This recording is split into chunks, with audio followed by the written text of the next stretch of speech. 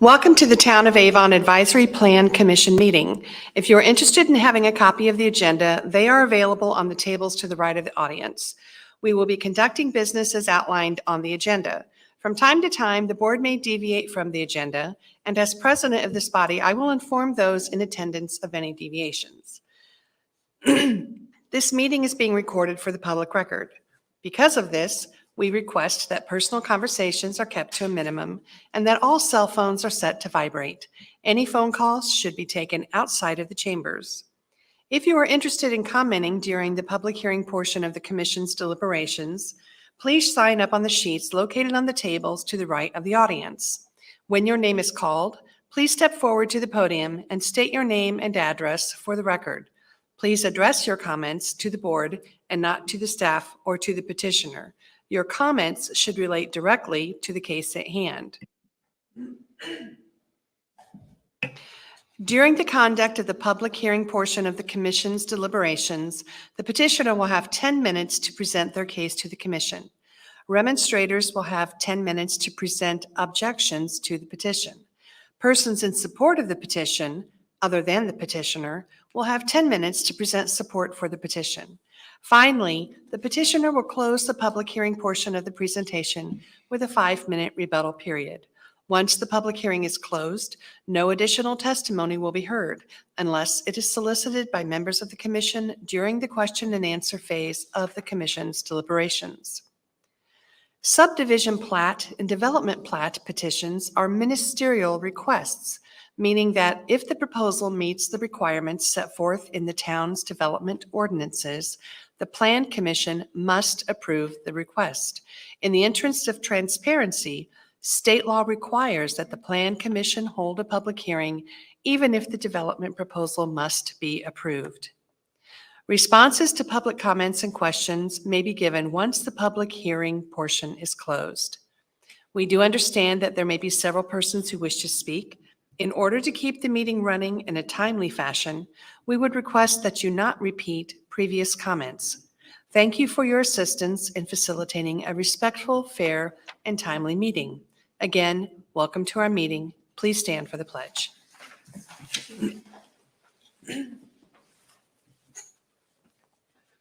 I pledge allegiance to the flag of the United States of America and to the republic for which it stands, one nation, under God, indivisible, with liberty and justice for all. Okay, let's do our roll call. Oh, shoot. I know I forgot something. Jennifer Spencer. Here. Bill Reed. Here. Mason Pike. Present. Catherine Ransberg. Here. Paul Guckenberger. Here. Damn it. David. Greg Susan. Present. And who's the other one? Dave Kaufman. Dave Kaufman. And he's absent. We have quorum. Thank you. Do we have meeting minutes that need to be approved? Did Ian send you the minutes via? No. We'll just we'll forward those minutes to the next meeting. Okay. I think what happened was Ian was doing those minutes, and he probably emailed them out. And if maybe you didn't get them. We've been having some issues with our email because of our domain is so brand new that it accidentally goes to the trash sometimes. Or the spam folder. Oh, spam. So you may check your spam folder and find a whole slew of emails from us in there, because I normally respond, and then people will say, well, why didn't you respond? I went, you may want to check your spam folder. Okay. But yeah, we'll have the meetings for August at the next meeting. Just a suggestion, you can go to the website and go to the meetings, click on that, and you can pull all this information up.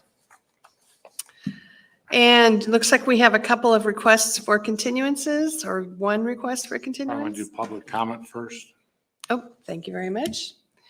Now would be the time for anybody present to make public comments on any items that are not on the agenda.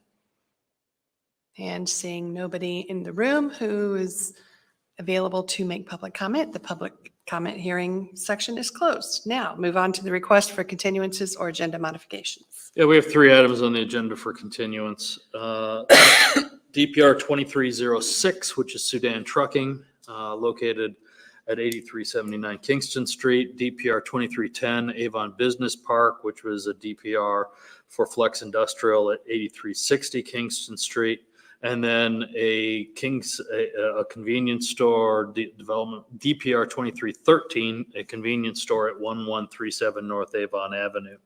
All three of these have gone to TAC. All three of them are awaiting revised plans. So in the Sudan trucking case, they went to the Board of Zoning Appeals, and the Board of Zoning Appeals approved, I believe, a special exception for them, but put a condition on that. And that condition involved them filing revised plans with us. The Avon Business Park actually had a public hearing with the Plan Commission, and the Plan Commission was not entirely enthused with the waiver requests, so they wanted to do some redesign of their industrial buildings, and they have not filed revised plans. Both of those, I've contacted them, and they will have revised plans in for the October meeting. The convenience store, they went to TAC, but they never filed revised plans on the TAC comments. And the existing plan set is not enough where you could safely say it's consistent with the ordinance. But they also indicated that they'll have revised plans in time for the October meeting. Should be noted, DPR 2306 and DPR 2310 have been on the agenda a couple times before. You are allowed to continue that according to your rules of procedure for 6 months from the date of that initial hearing. And that means both of those you would be permitted to continue that up to the December 19th, 2023 meeting date. So those two, it's fine to continue them for a month. You won't be violating your own rules of procedure. I'd be happy to answer any questions that you have. Any questions for staff on these requests for continuances? If there are no questions, we'll entertain a motion to continue these 3 items.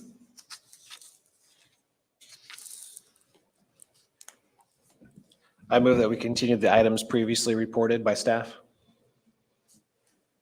To, The next commission meeting in October. Second. all in favor, say aye. Aye.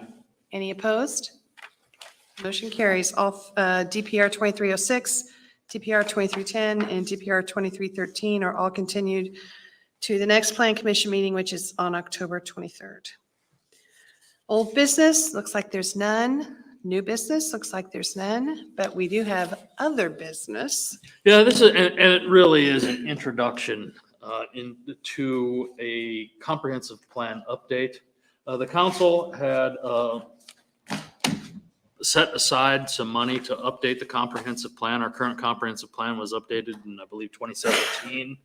And the document needs some updating. One, we need to better establish land use recommendations for a lot of the area of the town, because we have a significant amount of infill development occurring, but a lot of times the infill development doesn't have an overt recommendation in the comprehensive plan.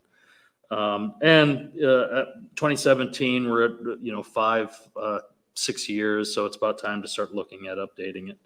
On July 10th, we issued a request for qualifications for urban planning consultants for a comp plan update. We did receive 4 submissions on that. One of them from HWC Engineering, Civil Blueprint. I believe that was the set of firms that did the update of the Unified Development Ordinance. We received a RFQ from American Structure Point, V3 companies, and Housel Levine. We're not asking for any sort of recommendation or disposition at this minute. What we are planning on doing is putting together a selection committee. And the purpose of that selection committee would be to forward to you all a recommendation, to then forward a recommendation to the council to select a consultant on it. Ms. Spencer has volunteered to serve on the selection committee as a member of the Plan Commission. And so these are for her so she can take a look at them. A member of the council, member of the plan commission, me, Ian, and the town manager are the three that are going to look at them. We'll put together a recommendation. We'll bring it to you during a public hearing, and then you can forward to the council the plan commission's recommendation to choose one of these four. So that's the intent right tonight, is just to introduce these to you. I hope I did forward a link for y'all. I don't know if you all got it with the opportunity to go on my little download page and download these things if you want. Take a look at them beforehand. But at some date, probably it's going to be the next meeting, we will have the committee to forward a recommendation to you to forward a recommendation to the council to choose one of these consultants. And that's all. That's really all I have on the agenda for this evening on this one. I do have something I need to add though. And I forwarded at your places a couple of administrative actions that we have taken between the time I forwarded the agenda to you, and today I've made two administrative interpretations of the ordinance. And the ordinance does require me to submit those to you in writing, so you know I'm doing it. The first one is a map error correction. In this particular case, it's 10654 East US 36. It's a property that's immediately to the west of the Schaefer Auto Body Shop. That whole area is owned by one individual. And apparently when that area was annexed back in 2002, when we adopted an ordinance, a map, we had actually classified a portion of the property. So a portion of the property is zoned R2. It's all been used commercially. It was used commercially before it was brought into the town. And when we annexed it, what the annexation ordinance specified was that the zoning classification that it was in the county is the zoning classification we're supposed to bring it into the town in. The petitioner, originally he submitted it. I went back to the zoning maps of 2009. I saw that it was zoned R2.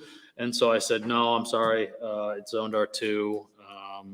There really wasn't an error. You're just gonna have to rezone it. And then he went back to the annexation ordinance, went back and got the county maps from Hendricks County back to the 2002 maps, which clearly showed that it was all zone C2.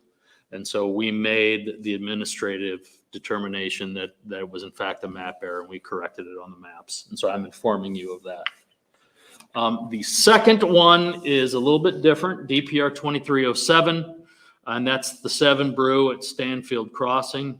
The issue on this one was on September, today, we had a pre-construction meeting. And that pre-construction meeting, the Plan Commission approved that particular one, the 7 Brew, with a condition that they provide a 10-foot asphalt path along US 36. What somehow we missed was when Stanfield Crossing was approved, the commercial subdivision, their construction plans showed a 5-foot concrete sidewalk. And when Bank of America was approved, which is immediately to the west of the 7 Brew, their plans showed a 5-foot concrete sidewalk. And so during the course of the pre-construction meeting, I just made the call and said, hey, look, we're just going to require them to perpetuate the 5-foot concrete sidewalk rather than install one section of a 10-foot path, which it would be a 5-foot sidewalk on either side of it. So that is the modification I made to this DPR 2307. I replaced the 10-foot asphalt path with a 5-foot concrete sidewalk. So those are the administrative changes I made really in the last week. And I'd be happy to answer any questions on those and on the consultants. Thank you. Lot 1, is that 7 Brew then in your map? Lot 1 is Bank of America. So then they're Lot 2 then? They're Lot 2, yeah. 7 Brew is Lot 2. And I included on yours showing you The 10-foot asphalt path that was approved on the development plan, it's highlighted. And then the 5-foot sidewalks that were approved both for the Bank of America and for the development as a whole. So what about lot 3 then? Which one will that be? Lot 3 will be a 5-foot sidewalk as That was done, well. okay, Yeah. so you changed that at the same time? Yeah, well, they're actually constructing it now. So they're constructing the sidewalks with the with the subdivision. And so the sidewalks are basically about 80% complete. There's a section that isn't complete, and that's only because they're waiting for AT&T to remove the utilities. And once AT&T removes its fiber utilities from that area, they'll connect the sidewalk. So that should be done sometime next spring then, right? Oh, it'll be done before it'll be done in the fall. I don't know. They told me today that AT&T is moving it this week. So I would expect, they've been working with AT&T for a while though. Hey, Bill, with regard to the comprehensive plan, so assuming that the organization or company is selected with the next couple of months, what's the goal date to have them complete the work and it presented to the town and it implemented? The goal date is to have it to the council before the end of next year. So the council has appropriated funds for this year, and they have appropriated funds for next year, and they haven't appropriated funds for 2025. And they did it that way to cut the cost in half, so they could do half this year, half that next year. So the idea is to start it this year, get it completed next year on budget. That's the plan. I'm hoping that it works. But we're not looking to revamp or redo the whole comprehensive plan, are we? No, and we're not looking to. We're looking at to correct some stuff. Well, like we have these infills, these 10 acres, these 7-acre parcels, those are things we're going to address. Right. Yeah, we're gonna more clearly define the planning area first off. The planning area is not very clearly defined in the comprehensive plan, which can make establishing zoning in areas difficult, because what the planning area does is define where you want to annex. And so if you don't have that well defined and you annex something, all of a sudden can you exercise zoning authority on that? Is that in your comp plan or is that not in your comp plan? Because if it's not in your comp plan, you can't exercise zoning authority in that area. And so we want to define that a lot better than what it is right now. The other thing is we have little 10-acre parcels all over the place. And the comp plan is largely silent on these little 10-acre parcels, but people are gobbling those little 10 acres up and developing them.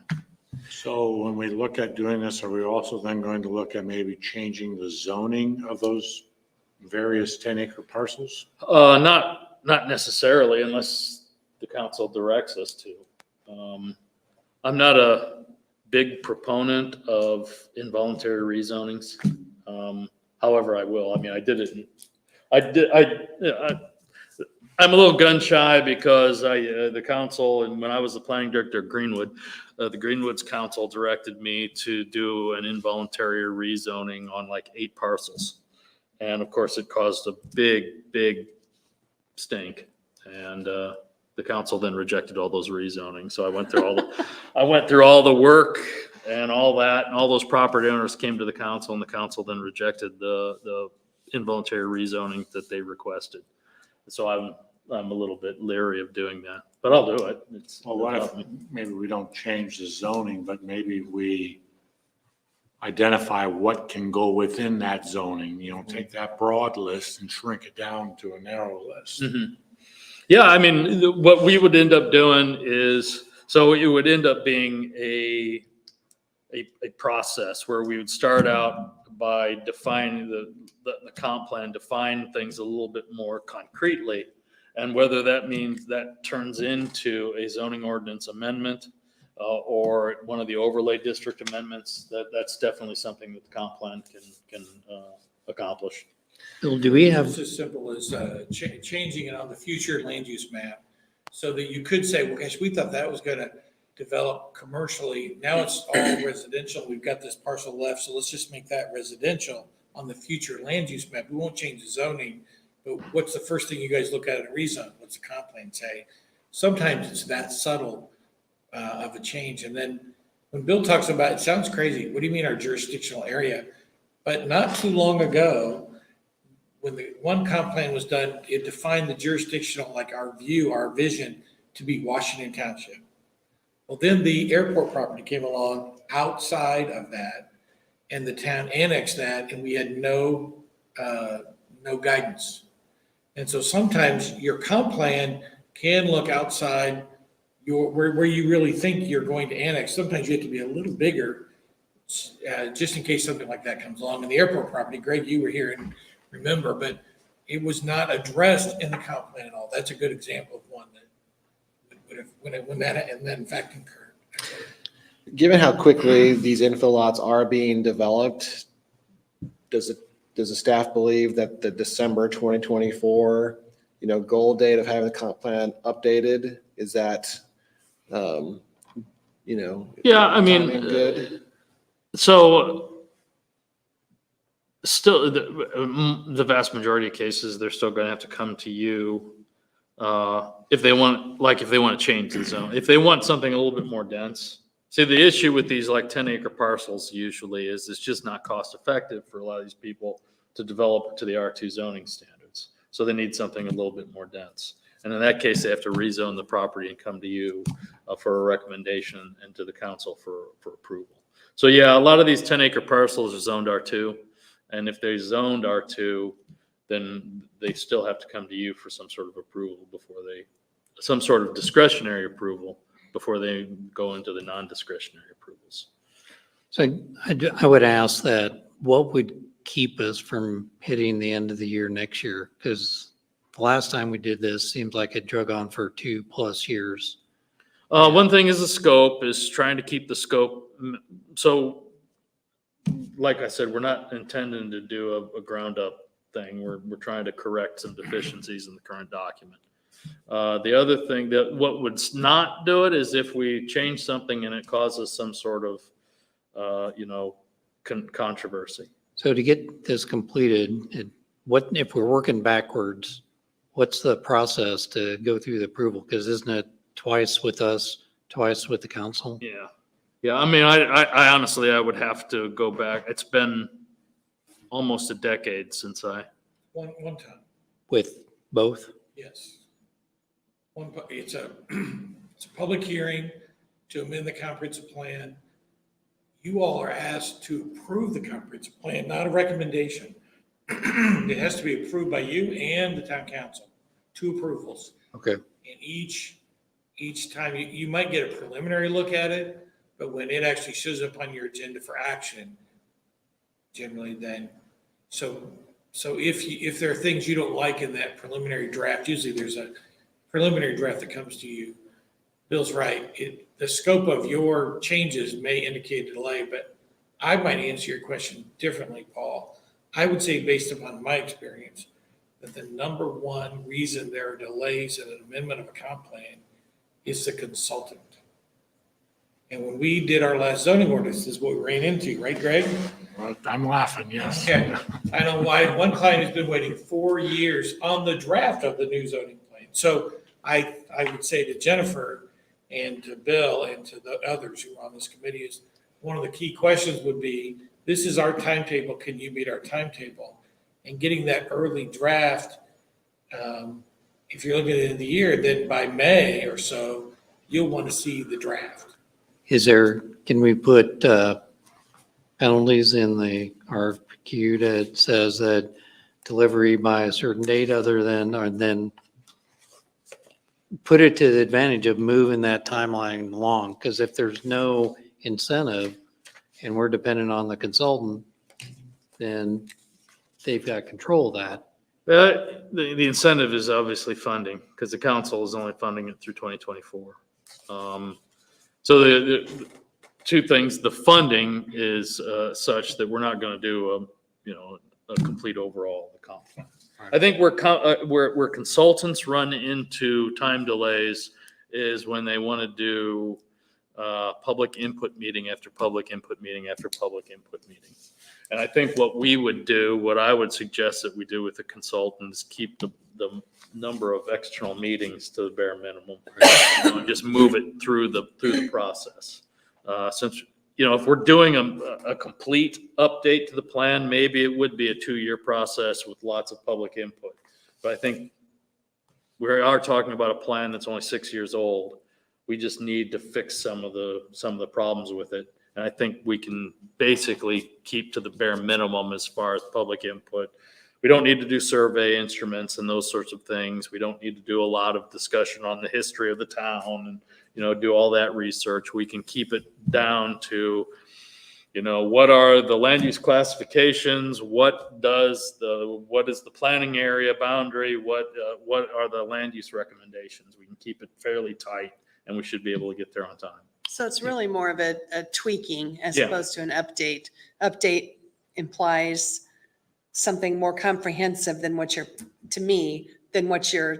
wanting to do. Yeah, I mean, if you're doing a massive update, you usually start all the way at the beginning and you start doing some background information and you just start doing some population forecasting and all of these other sorts of things. But we already did that But- 6 years ago. yeah. This is So we can skip that whole You're amending. population Amending, there you go. forecasting. And we can make Amending. the assumption that the population forecast we did in 2017 are perfectly valid assumptions. And we can just get into the meat of the document rather than. And there hasn't been any massive change, like we haven't seen, for instance, an airport project or something else that wouldn't necessarily come into our scope that would completely change the way we're doing anything. There's been no massive, Like the railroad's not shutting down. obviously, yeah, the railroad's not shutting down. Obviously, the elephant in the room would be the Eastern Great Plain Unit development, which is going to change the west side of the town. Mhm. And so we will probably spend a lot of time on the west side of the town in this thing to make sure we've got some tight recommendations up there. We may look along the Reagan corridor because the Reagan corridor, its character has changed because between 2017 and now, we've had a lot of industrial development up and down the Reagan corridor. So we can tailor it to the areas where we've had something other than our typical single family residential and strict commercial development, which would be those two general areas. Do we have anything in the plan today that, I know there's the land use map, but that shows the zoning in the town? Because I've never seen anything that's comprehensive, like where the zoning starts and stops. So Yeah, when you it's talk about always the 10 been acre specific parcel. to a project or something. Yeah, You mean like the corporate limits of the town? that and what the zone is. So maybe a long time ago, we had some in one of our documents, but it seems in the comp plan, we had the land use. And when we talk about zoning, I'm listening to you about involuntary zoning. Yeah. It also doesn't zoning help us with development around what do we want where? And if it's zoned with a zoning that we don't want that there, we got an opportunity to address that. Yeah. Even though I think I heard it's not easy. Well, it's not that it's not easy. It's just a simple zone map amendment. Honestly, you've seen them a lot. The issue is when you start doing it involuntarily, the plan commission is the one that has to initiate that. Well, what typically happens is the council initiates and then directs the plan commission to initiate the rezoning. Because the only body that can file a petition that doesn't require consent of the owner, I believe, is a plan commission. The council may have that authority as well. Yeah. But the risk analysis is this, that if you change the future land use map to say this is our vision, you cannot get sued. If the town council or the plan commission wants to initiate a down zone to say that this is zoned R2, we're changing it to R1. Now there are property interests involved, and you might have someone sue you for inverse condemnation, saying, I bought the land and thought I could put R2 housing there. Now here you come along and you're taking my rights away. And so from a risk management point of view, we would always prefer changing the future land use map because it has no risk. And although the risk of an inverse condemnation might be low, it certainly is a lot higher if you I call it down zoning, when you change it from a more intense use to a low use. Now, if you go up, nobody seems to care about that. That's the thing you have to weigh. So I ask this because it's the one, understanding the land use, but understanding what do we have today that we're dealing with, which then is the plan commission an approval body, or is it a planning body? It's both. And I So- cover this in training. It depends on what issue you're talking about. So you know where I'm going on this. I mean, do we initiate looking at things, or do we approve what comes before us all the time? You can initiate text amendments and you can initiate rezones. I would hope with town council support or staff support. But you can do those two things in terms of being the initiator. Okay. And when you do that though, if you just bear with me, when you do those things, you are still an advisory body because about both things, whether it be a rezone or text amendment, you're still you're still just making a recommendation. You're not the final word on either of those, right? Right, the council. The council is. When you do plats and when you do DPRs, now you're zoning, you are the final word. That means you're doing zoning. And so you wear both hats depending on what the topic is in front of you. Okay.